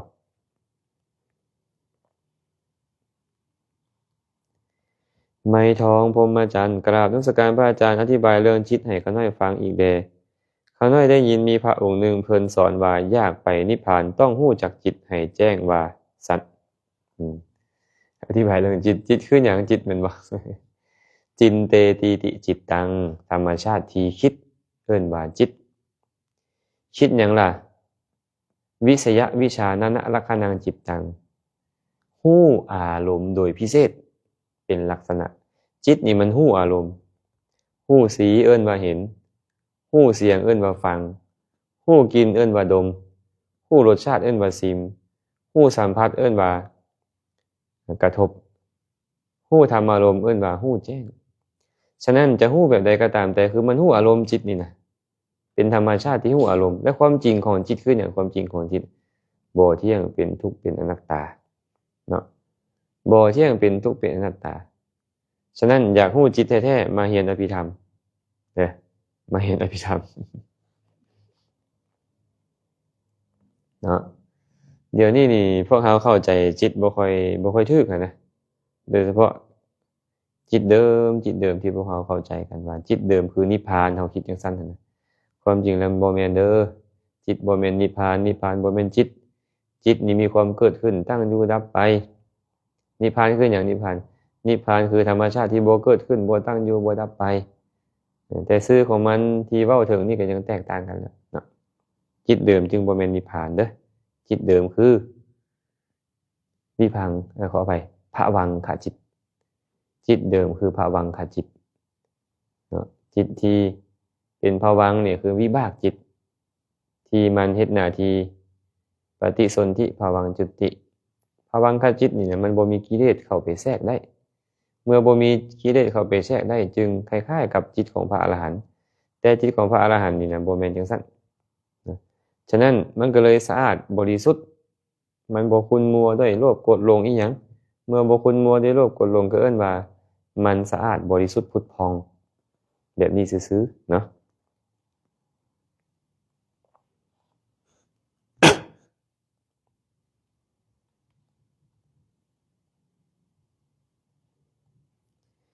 น้องแตงโมแม่สลัดน้อมกราบนมัสการพระอาจารย์ข้าน้อยขอถามแน่วัดแต่ละบอนข้าน้อยไปคือบ่เห็นแม่ออกกะเจ้าย่ออาหารประเคนแต่ละอย่างเนาะข้าน้อยหรือว่าเป็นข้อวินัยของพระบ่อาจารย์อธิบายแจ่มแจ้งแหน่ข้าน้อยเพิ่นบอกว่าเพิ่นไปวัดแต่ละบอนนี่คือบ่เห็นเขาเจ้าเฮ็ดยกอาหารถวายครูบาอาจารย์เทื่อละอย่างหั่นน่ะคือเห็นแต่วัดอาจารย์แซมความจริงแล้ววินัยของพระมันมีแบบนี้เนาะองค์ประกอบของการประเคน มีอยู่5ประการเด้อ1ของที่จะนำมาประเคนต้องบ่หนักเกินไปคนปานกลางทั่วไปสามารถยกขึ้นผู้เดียวไปถวายได้แต่ตอนถวายจะจักคนถวายก็ตามแต่ว่าของนั่นต้องคนผู้หนึ่งยกขึ้นได้2มีการเข้าไปอยู่ในหัตถบาตหัตถบาตก็ซ้ำยื่นมือฮอดผู้รับเนี่ยยื่นมือฮอดบ่าฮอดหน้าผากเฮาเป็นต้นได้เนี่ยเอิ้นว่าหัตถบาตส่วงแขนนึง3มีอาการน้อมเข้าไปให้มีอาการน้อมเข้าไปให้คือมีการยืนเข้าไป4ผู้ให้จะเป็นมนุษย์ก็ตามเป็นเทวดาก็ตามเป็นสัตว์เดรัจฉานก็ตามเป็นหญิงก็ตามเป็นชายก็ตามให้ด้วยกายหรือของเนืองด้วยกายหรือมีการโยนให้แต่ต้องอยู่ในหัตถบาตอันใด5ผู้รับด้วยกายหรือรับด้วยของเนืองด้วยกายรับด้วยกายก็เอามือรับเลยหรือเอาอวัยวะส่วนใดส่วนหนึ่งไปแตะรับด้วยของเนืองด้วยกายก็อาจจะเอาบาตรห้องรับเอาผ้าห้องรับเอาจานห้องรับเป็นต้นหรือเอาใบไม้ห้องรับก็ตามแต่นะองค์ประกอบ5อย่างนี้คือองค์ประกอบของการประเคนอาหารถ้าองค์ประกอบบ่ครบพระบ่สามารถที่จะฉันของนั้นได้ถ้าฉันก็เป็นอาบัติปาจิตตีทุกๆคำกลืนฉะนั้นข้อที่3มีคำว่าอาการน้อมให้คำว่าน้อมให้นี่มันต้องเคลื่อนสิ่งที่จะให้เข้าไปหาพระมันก็เลยต้องมีการยกขึ้นเข้าไปให้อาการน้อมให้คือการยกขึ้นเข้าไปให้เนาะเพราะฉะนั้นเพิ่นก็เลยอธิบายว่าต้องมีการยกขึ้นจะหลายหรือน้อยก็ตามให้มีการยกขึ้นเคลื่อนเข้าไปหาผู้รับทีนี้เฮาไปแตะโต๊ะเอาครูบาอาจารย์อยู่ส้นโต๊ะข้างนึงไม่ออกไปแตะโต๊ะข้างนึงมันมีอาการน้อมเข้าไปให้บ่มันบ่มีอาการนั้นมีแต่อาการน้อมหัวลงบ่แม่นอาการน้อมเข้าไปให้ฉะนั้นองค์ประกอบของการประเคนที่ถูกต้องก็ต้องมีการยกขึ้นอย่างเช่นแบบนี้สมมุติไม่ออกต้องการจะเอาน้ำมาประเคนอาจารย์ก็ยกขึ้นเข้าไปให้แบบนี้จะยกสูงยกต่ำก็ตามแต่ได้หมดเนาะ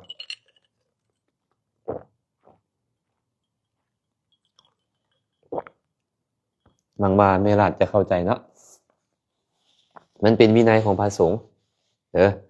ไม่ออกอันนั้นบ่จำเป็นแต่ว่าพระสงฆ์จำเป็นอันไม่ออกบ่ยกให้เพิ่นก็ต้องหาจั่วหาพอออกไปยกให้การประเคนก็บ่จำเป็นต้องว่าผู้ชายบ่จำเป็นต้องว่าจั่วจังประเคนได้ผู้หญิงก็ประเคนได้สัตว์เดรัจฉานก็ประเคนได้เทวดาก็ประเคนได้บ่ได้ผิดอีหยังเลยเนาะอันนี้ตอบให้แม่สลัดแบบนี้เนาะ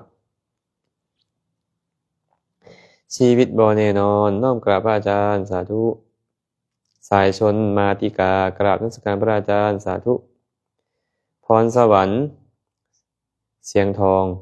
กราบนมัสการพระอาจารย์ขอน้อยติดตามมักฟังพระอาจารย์เราธรรมะเจริญพรสาธุเด้อขอให้มีความสุขในการฟังธรรมเด้อสุมิตากราบอาจารย์สาธุสุกิตาแก้วบุตรดีญาติธรรมทางเมืองเขาจำปาสักเนาะน้อมกราบพระอาจารย์ขอให้สาธุเจริญพรเด้อขอให้มีความสุขความเจริญแอปเปิ้ลสะวงใสพ่อเปิ้ลว่ะอนุโมทนาบุญนำเด้อบอกเปิ้ลเด้อชินนามพงษ์รู้อริยสัจสี่ปฏิบัติเพื่อออกจากทุกข์แสดงทัศนคติเองเจ้าค่ะโอ้คงจะแสดงทัศนคติเรื่องของแก่นแท้ของศาสนาเนาะกินนรีสอสนวงศาสาธุสาธุขอน้อยน้อมกราบพระอาจารย์เจริญพรสมจิตแก้วมะลีทองเจริญพรเด้อ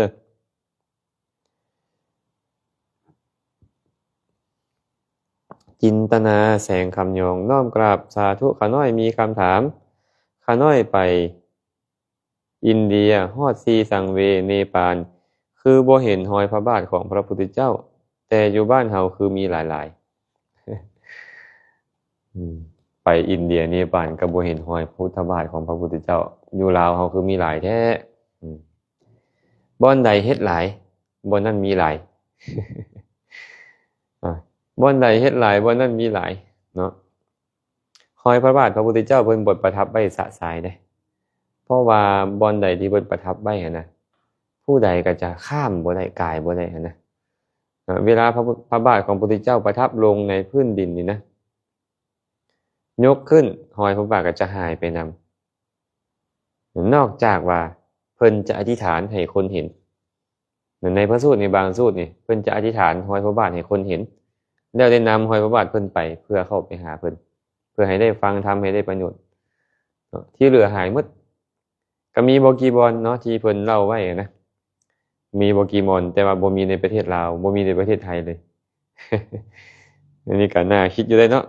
แต่ว่าที่เฮ็ดขึ้นมานี่ดีว่าอาตมาว่าดีเด้เฮ็ดขึ้นมานี่ดีดีแนวใดล่ะเป็นเหตุให้เราได้ระลึกถึงพระพุทธเจ้าเห็นห้อยนี่ก็โอ้ยห้อยพระพุทธเจ้าผู้ประเสริฐเนาะได้กราบได้ไหว้นึกถึงคุณของพระองค์ก็ได้ประโยชน์หลายแหละได้น้อมบูชาด้วยน้ำดื่มด้วยของหอมด้วยดอกไม้ก็ได้บุญหลายแหละหากเราเฮ็ดถูกต้องแท้เลยได้บุญหลายอานิสงส์นับประมาณบ่ได้เด้ตอบให้ไปนี่เด้อมานีวรหลวงไซสาธุสีนิกว่าข้าน้อยขอถามพระอาจารย์เวลาบวชเป็นหยังคือหามนาคอ้อมศีล3 รอบในพุทธกาลมีแบบเดียวกันนี่บ่มี บ่มีการหามนาคตอนสมัยพุทธกาลเนาะผู้ใดอยากบวชก็เข้ามาหาพระสงฆ์อนุญาตแล้วก็ไปเข้าไปกราบเท้าพระสงฆ์ขอบวชขอบวชก็มีการซักซ้อมสวดมีการสวดถามอันตรายิกะธรรมเจ้าเป็นมนุษย์บ่เจ้าเป็นผู้ชายบ่เจ้าบ่มีขี้ทูตคุดทางยังบ่มีหนี้บ่มีศีลบ่เป็นต้นถามแล้วก็มีการมาแจ้งแก่สงฆ์พอแจ้งแก่สงฆ์แล้วก็มาถามท่ามกลางสงฆ์ให้ตอบแก่พระสงฆ์แล้วก็ให้บวชแล้วก็จบแค่มีบาตรหน่วยนึงมีสบงจีวรสังฆาติครบก็บวชได้แล้วเนาะเอาเลยมักเอิ้นว่าขานนาคความจริงแล้วนะขานนาคหมายถึงการบอกชื่อตัวเองว่าค่อยชื่อนาคะเนาะเพิ่นก็เลยเอิ้นว่าการสวดนั้นว่าสวดนาคเพราะสวดคำว่านาคะซื่อๆเพราะว่าชื่อนี่นะเพิ่นสมมุติเอาว่าผู้มาบวชใหม่นี่ให้ชื่อว่านาคเด้อเท่านั้นแหละนาคะแปลว่าเจริญประเสริฐ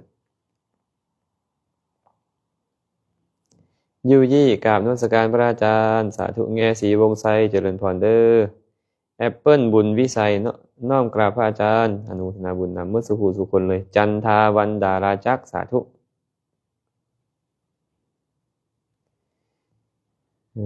แอปเปิลบุญวิสัยข้าน้อยขอโอกาสถามยูก็มีนกบินลงมาตกอยู่ตายอยู่ในเฮือนมันเป็นเหตุบ่งบอกอย่างบ่อาจารย์มันเป็นเหตุบ่งบอกว่าให้เฮาพิจารณาตัวเองว่าเฮากะต้องตายเป็นที่สุดคือกันกับนกนี่แหละนกมีความตายฉันใดเฮากะจะมีความตายฉันนั่นคือกันหากว่าเป็นเหตุเป็นลางอย่างบ่เป็นเหตุเป็นลางอย่างดอกแต่ว่ามันดีแล้วนะดีที่เฮาจะได้มาพิจารณาตัวเองว่าเฮากะสิตายเหมือนกันกับนกนี่แหละบ่ฮู้เด้เวลาสิตายมื้อใดแต่ว่าจังใดก็ต้องตายคันระลึกถึงความตายแล้วบุญจะเกิดขึ้นแสดงว่ามันอยากให้เฮาได้บุญมันเลยไปตายอยู่เฮือนเฮาเนาะแล้วก็อย่าลืมเด้อเฮ็ดบุญแล้วก็อุทิศหามันนำเด้อ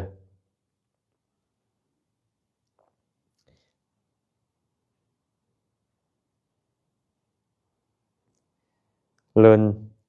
น้อมกับพระอาจารย์ข้าน้อยขอถามแด่คนสามัญธรรมดาที่ปฏิบัตินั่งสมาธิสามารถเข้าฌานได้บ่ข้าน้อย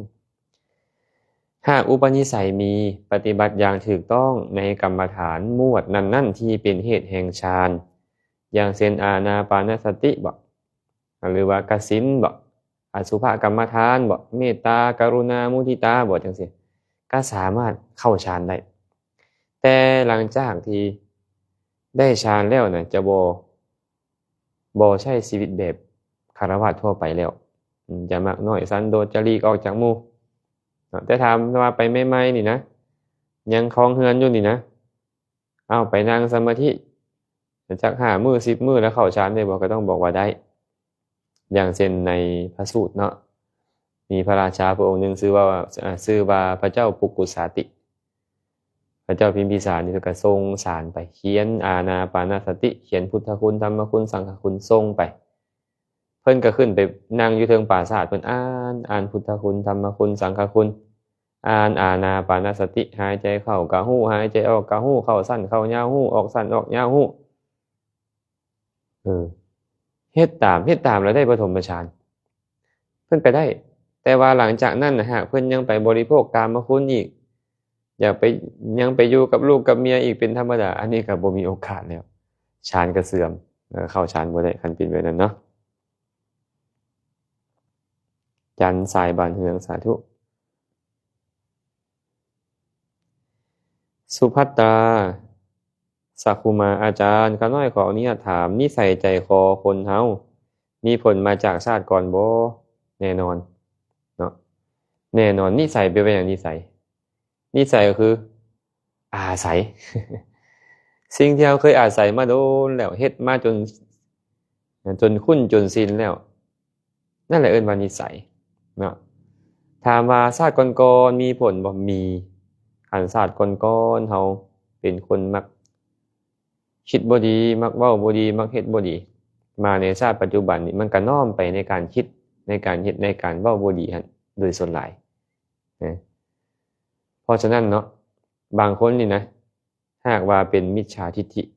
มักคบคนที่เป็นมิจฉาทิฏฐิมาแต่เดิมมีเหตุบางอย่างให้มาเกิดเป็นมนุษย์ได้ยินคำเว้าได้เห็นสิ่งต่างๆก็มีความคิดน้อมไปในความเป็นมิจฉาทิฏฐิได้ง่ายกว่าคนอื่นเพราะฉะนั้นนิสัยใจคอของคนเราอดีตมีส่วนแต่ว่าปัจจุบันก็มีส่วนหลายคือการเข้าไปคบนักปราชญ์บัณฑิตเข้าไปคบคนดีมันก็จะเป็นเหตุเป็นปัจจัยให้อัธยาศัยดีเนาะแต่บางคนนี่นะอัธยาศัยดีมาแต่เดิมอันนี้ก็แห่งดีไปเนาะฟองสมฟองน้อมนมัสการพระอาจารย์สาธุ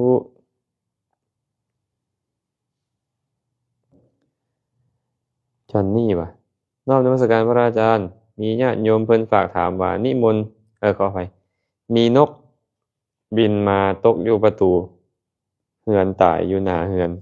เป็นเหตุอันใดเนาะข้าน้อยขอความอนุเคราะห์แด่ญาติแม่นตอบไปเมื่อกี้นี่เราบ่จักเนาะ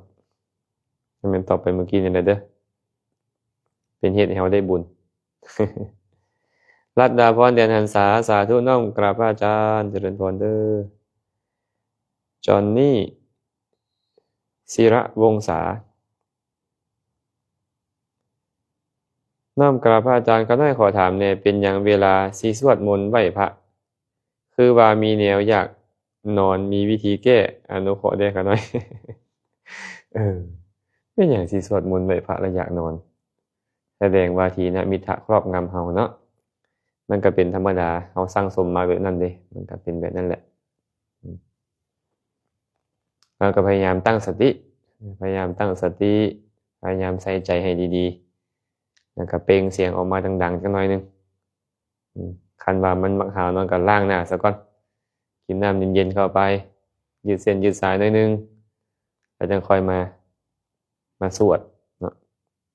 ก็สวดก็ให้กำหนดไปพร้อมนะสวดแล้วก็ให้กำหนดไปพร้อมอย่าสวดละล่าเด้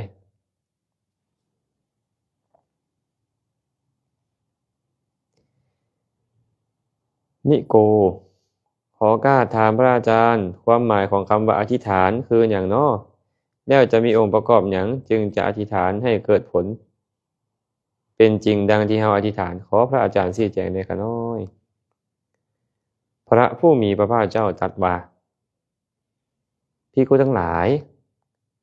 ความปรารถนาของผู้มีศีลยอมสำเร็จได้ ความปรารถนาของผู้มีศีลยอมสำเร็จได้ถามว่าแค่มีศีลสำเร็จได้บ่คะน้อยสำเร็จได้แต่ว่าจะตอนใดบ่ฮู้แต่มันจะน้อมไปเพื่อความสำเร็จในสังขารุปฏิสูตรพระพุทธเจ้าบอกว่าภิกขุทั้งหลายบุคคลผู้ประกอบด้วยธรรม5ประการนี้5ประการคือหยังศรัทธาศีลหิสุตตะจาคะปัญญาศรัทธาศีลสุตตะจาคะปัญญาบุคคลใดก็ตามประกอบด้วยธรรม5ประการนี้หากเขามีความปรารถนาว่าขอเฮาจงไปเกิดเป็นกษัตริย์พราหมณ์ข้าบดีมหาศาลเถิดเขาน้อมใจไปแบบนั้นเจริญอธิษฐานจิตนั่นอยู่เขายอมเข้าถึงความเป็นศีลนั่นเพราะบุญกุศลนั้นและความปรารถนานั้นพร้อมแต่ว่าเฮาเพิ่นบอกว่าสิ่งเหล่านี้นี่นะมันบ่แม่นว่าจะเกิดขึ้นตอนนั้นเลย แต่ว่ามันจะเกิดขึ้นตอนใดบ่ฮู้แต่ว่ามันจะเป็นไปตามแห่งอธิษฐานนั้นอธิษฐานคือปรารถนานั่นเองเนาะอธิษฐานก็ได้แต่ว่าอยู่บนพื้นฐานของบุญกุศลคันเจ้ามีบุญมีกุศลอย่างใดอย่างหนึ่งแล้วอธิษฐานว่าขอบุญนี้จงเป็นปัจจัยแก่สิ่งนี้บุญมันก็จะน้อมไปแก่สิ่งนั้นฉะนั้นพระสัมมาสัมพุทธเจ้าก็ตามพระทรงสาวกของพระองค์ก็ตามล้วนแล้วแต่เฮ็ดบุญมีการให้ทานรักษาศีลเป็นต้นแล้วปรารถนาว่าขอจงเป็นปัจจัยแก่พระนิพพานเถิดยังเป็นปัจจัยให้พวกเพิ่นบรรลุมรรคผลนิพพานได้คันบ่มีความปรารถนาบรรลุมรรคผลนิพพานบ่ได้อธิษฐานก็คืออธิษฐานเพื่อให้เป็นสิ่งนั้นเป็นแบบนั้นแบบนี้ก็เป็นความปรารถนานั่นเองเนาะแต่โดนอยู่บนพื้นฐานของคุณธรรมคือกุศลจันอาแจนรัตนสมบัติขออภัยจ้ะแจนราชสมบัติกราบน้อมนมัสการพระอาจารย์กน้อยญาติธรรมทางอเมริกาเนาะนางจันทลีมหาวงศ์พระอาจารย์กน้อยขอถามแดคือคำบูหารเพิ่นว่าตอนบุญก็แม่ลูกตอนกรรมก็แม่นเพิ่นเขียนถูกบ่เนี่ยบูหารเพิ่นว่าตอนบุญก็แม่นลูกตอนกรรมก็แม่นขอพระอาจารย์อธิบายให้ฟังหน่อยอันนี้อาตมาบ่เข้าใจคำถามเด้อบ่ค่อยเข้าใจคำถามเพราะว่าเพิ่นเขียน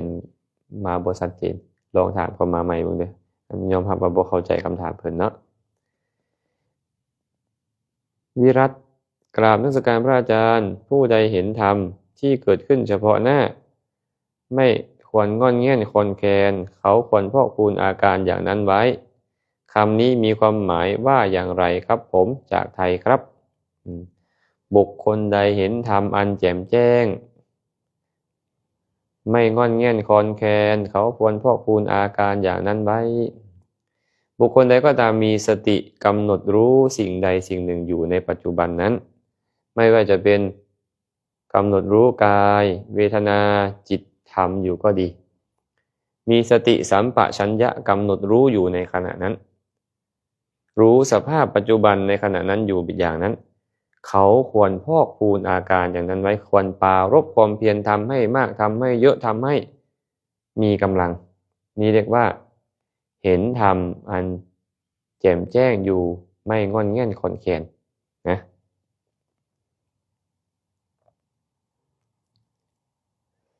ขออนุญาตถามเจ้าค่ะการเข้าถึงธรรมอย่างแท้จริงมีลักษณะอย่างไรเจ้าคะเข้าถึงแบบไหนล่ะเข้าถึงแบบไปถึงหรือยังไงเข้าถึงธรรมก็หมายความว่าการรู้แจ้งธรรมอะไรล่ะก็คืออริยสัจสี่รู้แจ้งว่านี้เป็นทุกข์นี้เป็นเหตุเกิดทุกข์นี้เป็นเหตุดับทุกข์และนี้เป็นวิธีการถึงความดับทุกข์รู้อริยสัจสี่ตามความเป็นจริงเรียกว่าเข้าถึงธรรมไม่ใช่การเข้าไปหานะแต่เป็นการรู้ด้วยปัญญาอันชอบนะ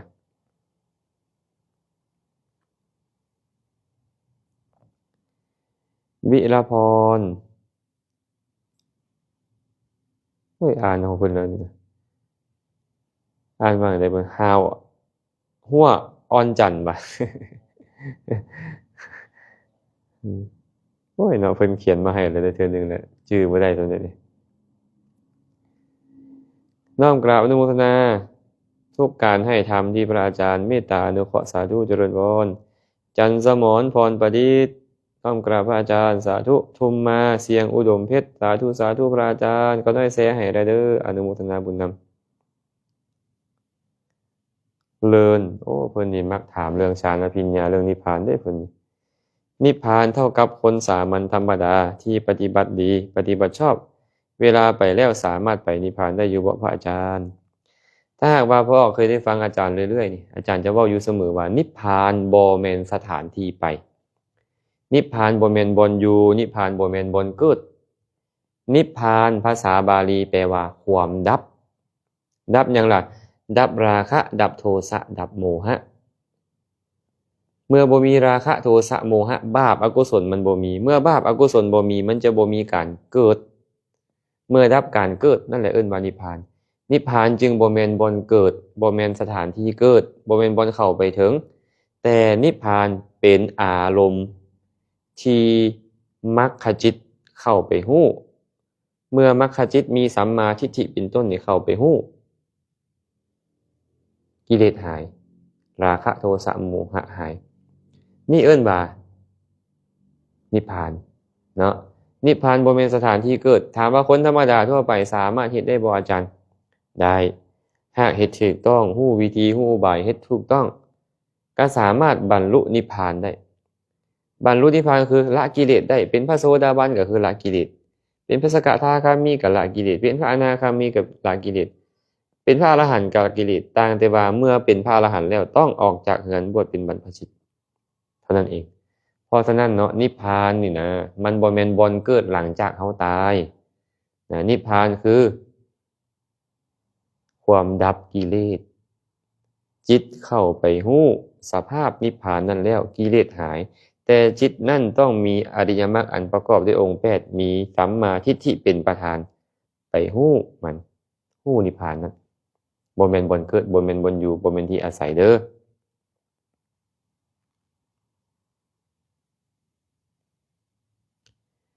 หนู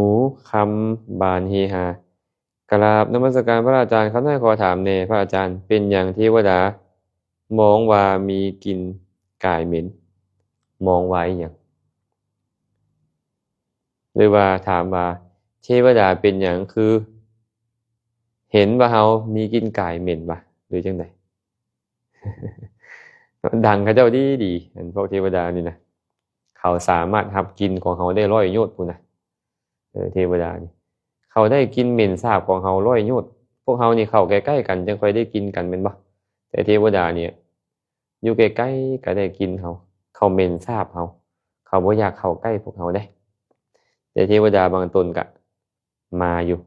เนาะโดยเฉพาะครูบาอาจารย์ผู้มีศีลเทวดาก็มักเข้าไปหาเหม็นปานใดก็เข้าไปหา นกไม่ออกกำมักฟังทำเวลาอาจารย์ไล่สดเจริญพรสาธุฟังแล้วกะลองจือแล้วไปแนะนำผู้อื่นต่อเด้อแล้วกะเอาไปประพฤติใช้นำเนาะให้มันได้ประโยชน์วินทองวันไซกราบนมัสการพระอาจารย์ก็น้อยขอถามแด่เว้าเรื่องการให้ทานถ้าทานทางออนไลน์บ่ได้ถวายด้วยมือจะได้อานิสงส์คือกันบ่โดยขอให้พระอาจารย์เมตตาแด่ให้ทานแบบใดให้ทานทางออนไลน์ กด QR code หั่นบ่กดโอนเงินหั่นบ่แค่มีเจตนาสละทานชื่อว่าเกิดขึ้นเจตนาในการสละมีทานชื่อว่าเกิดขึ้นแต่ว่าทานนั่นน่ะจะบริบูรณ์หรือบ่บริบูรณ์มันก็มีองค์ประกอบของมันแม่นบ่ก่อนให้ใจดีกำลังให้ใจผ่องใสให้ไปแล้วบ่เดือดเนื้อร้อนใจมีแต่ความปลื้มปีติยินดีแต่ถ้าได้ดีกว่านั้นก็คือสามารถจับให้กับผู้รับทานของเราได้เลยแต่ตอนนี้เราบ่ได้มีผู้รับทานอยู่ใกล้ๆเราก็เลยต้อง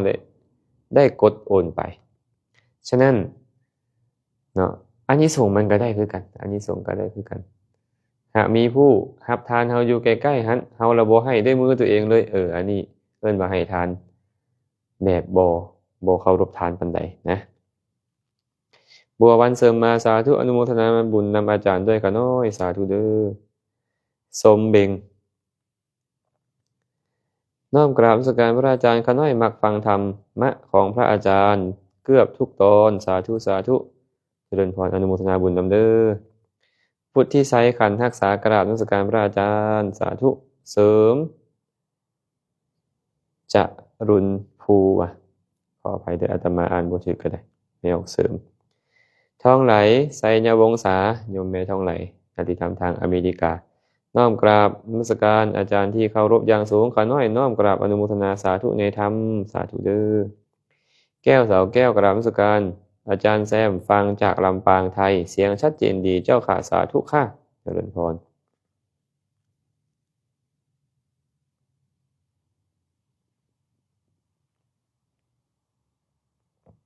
โยมแม่คำดีวงดาราน้อมกราบนมัสการพระอาจารย์เจริญพรเนาะญาติธรรมทางเมืองปากลาย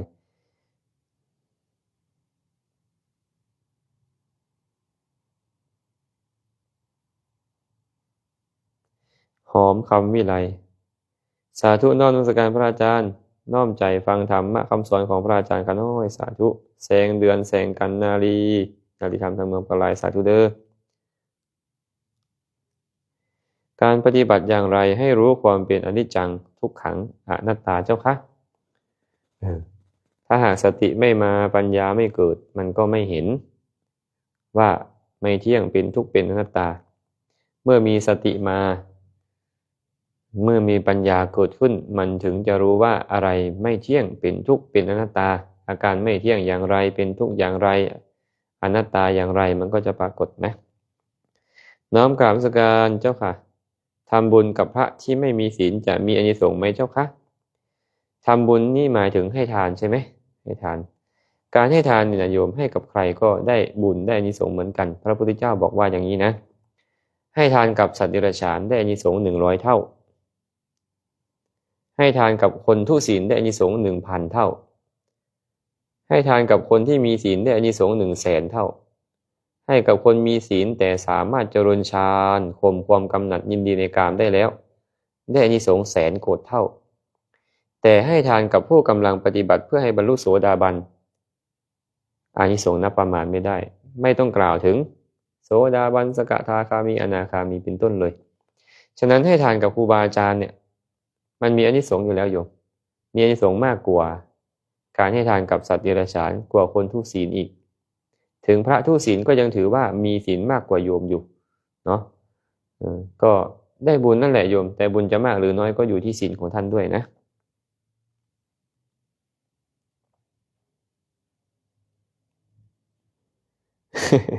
คำถามนี้ตอบยากได้หนิเนาะนกเห็นไหมพระอาจารย์ไม่ออกสิขอถามเนี่ยเป็นอย่างคนรวยละที่บ่มักให้ทานคนรวยคือบ่มักให้ทานสิบ่โอ้อันนี้ต้องไปถามเขาเจ้าได้นี่เลยคนรวยบ่มักให้ทานอันนี้เคยฟังเงินเทวดาตนหนึ่งเพิ่นเข้าไปเฝ้าพระสัมมาสัมพุทธเจ้าเพิ่นบอกว่ามัชเฉราจะปมาทาจะเอวังทานังนะทิยติบุคคลนี่นะให้ทานบ่ได้เพราะความประมาทและความขี้ที่ขี้ที่นี่เข้าใจยังไงเนาะคนขี้ที่นี่แน่นอนให้ทานบ่ได้แน่นอนเห็นปะคนขี้ที่ให้ทานบ่ได้ย้อนความขี้ที่เจ้าจะรวยหรือทุกข์ก็ตามรวยก็ให้ทานบ่ได้ถ้าขี้ที่ทุกข์ก็ให้ทานบ่ได้ถ้าขี้ที่สองเพราะความประมาทบางคนบ่ได้ขี้ที่เด้แต่ประมาทมื้อหน้าจังเฮ็ดมื้อฮื้อจังเฮ็ดโอกาสหน้าจังเฮ็ดเวลาหน้าจังเฮ็ดผัดวันประกันพรุ่งก็ให้ทานบ่ได้คือกันฉะนั้นคนเฮาให้ทานบ่ได้1เพราะความขี้ที่2เพราะประมาทเลินเล่อนะมื้อนี้ใช้เวลามาสมควรแล้วตอนนี้9 โมงปลายเนาะเนื่องจากว่าอาจารย์ก็สอนมาแต่เช้าสอนตั้งแต่เช้าคาบหนึ่งบ่าย2คาบแล้วมาภาคแรงก็ได้มาตอบปัญหาแล้วก็ยังมีเวลาเฮ็ดกิจอื่นนำก็ขอจบการกล่าวสนทนาปราศัยธรรมะค่ำคืนมื้อนี้เพียงเท่านี้ก่อนคำถามใดที่บ่เห็นบ่ได้ตอบให้ก็ขออภัยนำมื้อนี้เนาะหากตอบคำถามใดที่ยังบ่ชัดเจนก็สามารถคอมเมนต์เข้ามาได้อีกอาตมาได้ใช้คำเว้าคำจาอันใดกล่าวตอบปัญหาสนทนาไปในมื้อนี้หากกระทบกระทั่งจิตใจท่านผู้ใดผู้หนึ่งก็ขอขมาลาโทษนำบุญใดกุศลใดที่ท่านทั้งหลายได้เฮ็ดแล้วอาตมาก็ขออนุโมทนาสาธุการนำหมดทุกสิ่งทุกประการอาตมาเองได้เฮ็ดบุญกุศลอันใดอันหนึ่งในอดีตจนถึงปัจจุบันก็ขอแบ่งบุญกุศลทั้งหมดให้ทุกคนทุกท่านจงมีส่วนร่วมขอให้สรรพสัตว์ทั้งหลายจงมีส่วนร่วมในบุญทั้งหลายเหล่านั้นขอให้สรรพสัตว์ทั้งหลายจงเป็นผู้มีความสุขโดยทั่วกันท้ายที่สุดแล้วก็ขอให้บุญทั้งหมดจงเป็นปัจจัยให้ทุกคนทุกท่านจงได้บรรลุถึงมรรคผลนิพพานในอนาคตการอันใกล้นี้โดยทั่วกันทุกท่านทุกคนเทิน